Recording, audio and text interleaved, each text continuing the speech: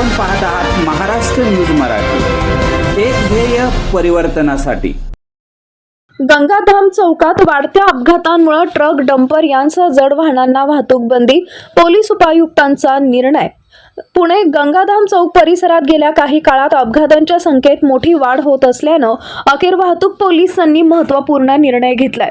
Market yard वाहतूक विभाग अंतर्गत कात्रज कोंढवा रोडवरील कान्हा हॉटेल, शत्रुंजय मंदिर ते गंगाधाम चौक आणि टिळेकर चौक ते गंगाधाम चौक या रस्त्यावर आता ट्रक, डंपर, मिक्सर, कंटेनर व सर्व प्रकारच्या जड वाहनांची 24 तासांसाठी वाहतूक बंद करण्यात आली आहे।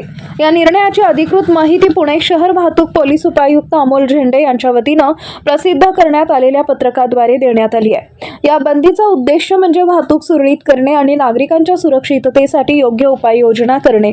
तसेच लुल्लानगर, कोंढवा, गंगाधाम चौक, चंद्रलोक हॉस्पिटल आणि गंगाधाम चौक, वखार महामंडळ चौक, सेवन लव्ज चौक या मार्गावर सकाळी 6 ते रात्री 11 या वेळेत जड वाहनांच्या ये-जा करण्यास मनाई करण्यात आली आहे।